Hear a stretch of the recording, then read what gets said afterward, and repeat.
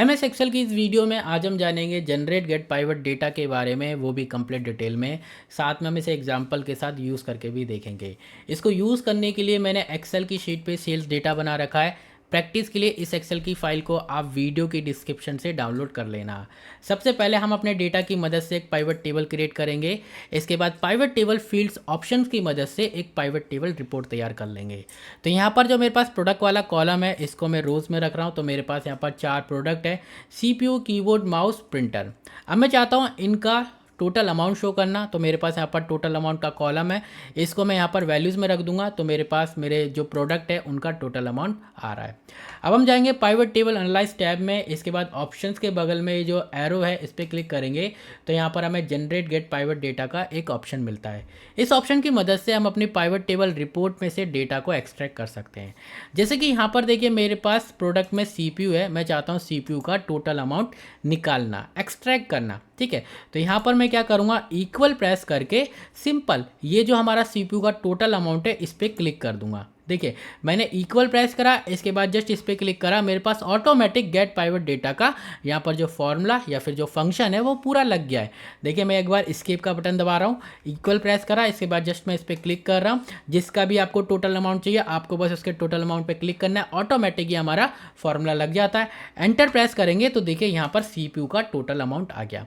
अब ये formula work कैसे करता है इसको थोड़ा समझेंगे। इसके अलावा अभी देखिए यहाँ पर मैं इक्वल प्रेस करके जस्ट किसी पे भी, जैसे मैं कीबोर्ड पे क्लिक कर रहा हूँ, ऑटोमेटिक फॉर्मूला लग रहा है। एंटर प्रेस कर रहे हैं तो देखिए कीबोर्ड का यहाँ पर हमारे पास टोटल अमाउंट आ गया। अब देखिए यहाँ पर मैं पाइवट टेबल एनालाइज टैब में जा रहा हूँ और यहाँ पर ऑप्शंस के बगल में ये एरो है, इस पर क्लिक कर रहे हैं। अब देखिए जनरेट गेट पाइवट डेटा के आगे यहाँ पर एक राइट का साइन है। ठीक है, इसका मतलब ये है कि ये जो हमारा ऑटोमेटिक एक फंक्शन जो है जनरेट गेट पाइवट डेटा का, ये एक्टिवेट है। अगर हम चाहते हैं इसको डीएक्टिवेट करना तो देखिए यहाँ पर हम क्या करेंगे, इस पर एक बार क्लिक करेंगे। अब इसको पे एक बार क्लिक करेंगे तो देखिए वो राइट का साइन हमारा चले जाएगा और ये जो ऑटोमेटिक हमारा गेट पाइवट डेटा का जो फॉर्मूला था ये हमारा डीएक्टिवेट हो गया। अब देखिए यहाँ पर मैं इक्वल प्रेस कर रहा हूँ। ठीक है, इक्वल प्रेस करके अब मैं जब किसी भी टोटल अमाउंट पे क्लिक कर रहा हूँ तो देखिए वो ऑटोमेटिक हमारा गेट पाइवट डेटा का फॉर्मूला नहीं आ रहा है। ठीक है, तो अगर आप इसको यहाँ पर से अनचेक करोगे, यानी अगर आप इसको यहाँ से डीएक्टिवेट कर दोगे तो ये ऑटोमेटिक आपको पूरा गेट प्राइवेट डेटा का फॉर्मूला नहीं देगा। लेकिन अगर आप इसको चेक करोगे, यहाँ पर ये राइट का साइन आ रहा है, तो अब आप क्या करोगे, सिंपल आपको इक्वल प्रेस करके किसी का भी अगर आपको डेटा एक्सट्रैक्ट करना है बस आपको उस पर क्लिक करना है और एंटर प्रेस कर देना है, ऑटोमेटिक उसका डेटा दे देगा। ठीक है, अब मान लीजिए कि आपको इसको मैनुअल लगाना है, खुद से लगाना है, इसको समझना है कि भाई वर्क कैसे करता है, ये भी तो आना चाहिए। तो वो कैसे करेंगे, देखिए सबसे पहले तो देखिए मैं इस पर डबल क्लिक कर रहा हूँ। देखिए ये हमारा है इक्वल गेट पाइवट डेटा। अब देखिए गेट पाइवट डेटा का हमारे पास ऑलरेडी फंक्शन है। देखिए गेट पाइवट डेटा, यहाँ पर देखिए डेटा फील्ड आ रहा है, पाइवट टेबल आ रहा है। डेटा फील्ड क्या होती है, देखिए ये हमारा पूरा डेटा हो गया, पाइवट टेबल का ये पूरा डेटा हो गया। पाइवट टेबल ये हमारी पाइवट टेबल होगी। इसके बाद देखिए फील्ड, हमारे पास फील्ड होते हैं और उसका आइटम होता है। ठीक है, तो इसको लगा के भी देखते हैं। ठीक है, खुद से भी लगा के देखते हैं। जैसे कि देखिए यहाँ पर मैं लिख देता हूँ, यहाँ पर मैंने लिखा CPU। ठीक है, यहाँ पर मैं लिख देता हूँ कीबोर्ड, माउस। ठीक है, और अब हम निकालने जा रहे हैं यहाँ पर प्रिंटर का। ठीक है, और ये हम खुद से लगाएंगे। तो देखिए इक्वल यहाँ पर लिखेंगे गेट प्राइवेट डेटा। सबसे पहले है डेटा फील्ड। डेटा फील्ड क्या होती है, जैसे कि देखिए हमारे पास यहाँ पर कॉलम है, हम किसका डेटा एक्सट्रैक्ट करना चाहते हैं। तो यहाँ पर देखिए हमने टोटल अमाउंट निकालना चाहते हैं, तो हम क्या करेंगे, यहाँ पर हम लिखेंगे टोटल अमाउंट। ठीक है, डबल कोट में लिखेंगे। डबल कोट में क्यों, क्योंकि हम नाम लिख रहे हैं, किसी वैल्यू नहीं लिख रहे, और डबल कोट में हमेशा टेक्स्ट वैल्यू आती है। ठीक है, और यहाँ पर हम यहाँ पर टेक्स्ट वैल्यू टाइप कर रहे हैं। देखिए टोटल एक टेक्स्ट वैल्यू होता है, टोटल अमाउंट। अब ये क्या है, ये मेरे कॉलम का नेम है। ठीक है, टोटल अमाउंट वाले का। ठीक है, तो देखिए सबसे पहले मैंने टोटल अमाउंट लिखा। अब पाइवट टेबल, हमारी पाइवट टेबल जहाँ से स्टार्ट हो रही है हम उस सेल को सिलेक्ट करेंगे। जैसे कि मैं इस सेल को सिलेक्ट कर रहा हूँ, यहाँ से मेरी पाइवट टेबल स्टार्ट हो रही है। अब देखिए H1, अब हम क्या करेंगे, यहाँ पर इसको लॉक कर देंगे। लॉक करने से ये होगा कि इसका जो रेफरेंस है वो मतलब आगे पीछे नहीं जाएगा, रिलेटिव नहीं होगा, ये एब्सोल्यूट रहेगा। ठीक है, अब यहाँ पर देखिए हमारी प्राइवेट टेबल होगी। अब कॉमा देंगे। अब देखिए यहाँ पर हमारे पास दो होते हैं, एक होता है फील्ड 1 और एक होता है आइटम 1। अब देखिए फील्ड में हम क्या करेंगे, यहाँ पर हमारी जो फील्ड हो जाएगी वो होगी हमारी प्रोडक्ट की। तो यहाँ पर मैं क्या करूँगा, डबल कोट में यहाँ पर मैं लिख दूंगा प्रोडक्ट। ठीक है, प्रोडक्ट।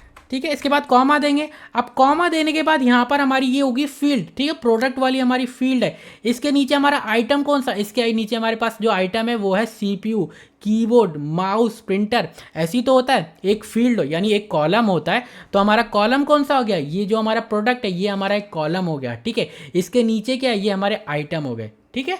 तो यहाँ पर देखिए मैं क्या लिख रहा हूँ, यहाँ पर मैं लिखूंगा डबल कोट में सीपीयू, सॉरी हमें सीपीयू का नहीं चाहिए, मैं चाहता हूँ यहाँ पर प्रिंटर का टोटल अमाउंट निकालना। तो यहाँ पर मैं क्या करूँगा, यहाँ पर मैं लिख दूंगा प्रिंटर। अगर मुझे सीपीयू का चाहिए होता तो मैं क्या करता, यहाँ पर सीपीयू लिख देता। अब ब्रैकेट क्लोज करके एंटर प्रेस करेंगे तो देखिए यहाँ पर मेरे से कुछ मिस्टेक हो गई है, तो यहाँ पर मैं एक बार चेक कर लेता हूँ कहीं स्पेलिंग वगैरह में मिस्टेक हुई है। देखिए यहाँ पर मैं टोटल अमाउंट लिख दिया, तो ये चीज़ होती है छोटी छोटी चीज़, अगर आप स्पेलिंग मिस्टेक भी कर दोगे तब भी आपको ये एरर दे देगा। तो यहाँ पर मेरे को बस एन लगाना है, एंटर प्रेस करेंगे, देखिए हमको इसने प्रिंटर का यहाँ पर टोटल अमाउंट दे दिया। तो देखिए मैंने इसको मैनुअल भी आपको लगा के दिखा दिया, ठीक है। अगर आप इसको ऑटोमेटिक लगाना चाहते हो तो आपको क्या करना है, पाइवट टेबल एनालाइज टैब में जाना है, इसको यहाँ पर आपको चेक करके रखना है, ठीक है। इसके बाद आपको इक्वल प्रेस करना है और जिस पे भी आप क्लिक करोगे ऑटोमेटिक वो आपका जो फंक्शन होता है वो लग जाएगा, एंटर प्रेस करते हैं उसका टोटल अमाउंट आ जाएगा, ठीक है। अब एक तो ये हो गया, ठीक है। यहाँ पर देखिए हमने यहाँ पर कुछ इस तरीके से सीपीयू लिखा। अब मैं यहाँ पर एक चीज़ और करना चाहता हूँ, यहाँ पर कंट्रोल से कॉपी करके जस्ट इसको यहाँ पेस्ट कर रहा हूँ। अब देखिए मैं यहाँ पर चाहता हूँ कि मैं सिर्फ यहाँ पर सीपीयू के लिए यहाँ पर इस फंक्शन को लगाऊँ और ऑटोमेटिक यहाँ पर जब मैं इसको फिल डाउन करूँ तो कीबोर्ड, माउस, प्रिंटर का भी ये हमें टोटल अमाउंट दे दे। इक्वल प्रेस करके यहाँ पर देखिए मैं सीपीयू को सिलेक्ट कर रहा हूँ। अब यहाँ पर मैं एंटर प्रेस करा, देखिए सीपीयू का टोटल अमाउंट आ रहा है। अब मैं इसको नीचे फिल डाउन कर रहा हूँ तो देखिए यहाँ पर इसने हमें कीबोर्ड, माउस, प्रिंटर इसका हमें यहाँ पर अमाउंट नहीं दिया टोटल। तो इसके लिए हम क्या करेंगे, बहुत ईजी है, यहाँ पर देखिए इस पे जाएंगे और यहाँ पर ये जो सीपीयू हमने यहाँ पर जो टाइप कर रखा है इसको हटा के यहाँ पर हम इस सेल को सिलेक्ट कर देंगे, यानी इस सेल का रेफरेंस दे देंगे, ठीक है। और इसको लॉक करने की बिल्कुल जरूरत नहीं है, इसको ऐसे ही रखना है, रिलेटिव रखना है। एंटर प्रेस करेंगे, देखिए यहाँ पर सीपीयू का आ रहा है। अब मैं जब इसको फिल डाउन करूंगा तो ये क्या करेगा, यहाँ पर अब कीबोर्ड का देगा।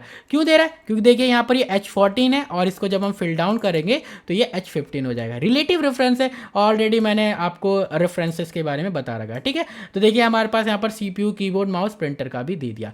एक और तरीका बताने जा रहा हूँ मैं छोटा सा, जो कि होगा हमारा लिस्ट के अनुसार, ठीक है। डेटा वैलिडेशन में जाएंगे, इसके लिए हम जाएंगे डेटा टैब में। इसके बाद यहाँ पर मैं डेटा वैलिडेशन पे क्लिक करूँगा, एनी वैल्यू की जगह में यहाँ पर लिस्ट। इसके बाद देखिए सोर्स में यहाँ पर मैं अपने जो आइटम है सीपीयू, कीबोर्ड, माउस कुछ इस तरीके से सिलेक्ट करूँगा, ओके पे क्लिक करेंगे तो यहाँ पर देखिए लिस्ट आ जाएगी, ठीक है। तो यहाँ पर मैं क्या करूँगा, इक्वल प्रेस करेंगे, जस्ट यहाँ पर देखिए मैं अपने सीपीयू वाले टोटल अमाउंट पे क्लिक कर रहा हूँ और देखिए ये जो है ना, यहाँ पर मैं इसकी जगह यहाँ पर इस सेल का रेफरेंस दे दूंगा। एंटर प्रेस करेंगे, अभी देखिए यहाँ पर हैश रेफरेंस का इसलिए एरर आ रहा है क्योंकि यहाँ पर ये सेल ब्लैंक है। लेकिन जैसे ही मैं यहाँ पर सीपीयू सेलेक्ट करूँगा, सीपीयू का अमाउंट दे रहा है टोटल, कीबोर्ड का दे रहा है, यहाँ पर माउस का दे रहा है और यहाँ पर प्रिंटर का देगा, ठीक है। तो देखिए मैंने आपको बहुत अच्छे तरीके से बता दिया। अगर आप इस ऑप्शंस को यहाँ पर ये जो get generate get pivot data है इसको अगर आप चेक करके रखोगे तो आपका जो ये फॉर्मूला है वो ऑटोमेटिक जस्ट आपको इक्वल देना है और ऑटोमेटिक आप मतलब किसी भी टोटल अमाउंट को सिलेक्ट करो, ऑटोमेटिक आपको ये रिजल्ट दे देगा, डेटा एक्सट्रैक्ट कर देगा। लेकिन अगर आप इसको डीएक्टिवेट कर दोगे, यानी यहाँ से आप इसको अनचेक कर दोगे, ठीक है। देखिए मैंने इसको अनचेक कर दिया। अब आप इक्वल प्रेस करके उस ऑटोमेटिक फॉर्मूला को लगाने की कोशिश करोगे तो देखिए वो नहीं लगेगा, ठीक है। बस आपको इसने डेटा दे दिया जो कि एज ए सेल रेफरेंस हो गया ये, ठीक है। तो आपको क्या करना है कि अगर आपको इसको यूज़ करना है ऑटोमेटिक तो आपको इसको हमेशा चेक करके रखना है। इसके अलावा आपको इसको यूज़ करना भी आना चाहिए, जैसे मैंने आपको मैनुअल बताया। तो आई होप आपको वीडियो अच्छी लगी होगी। मिलेंगे नेक्स्ट वीडियो में, जब तक के लिए bye bye, thank you and take care.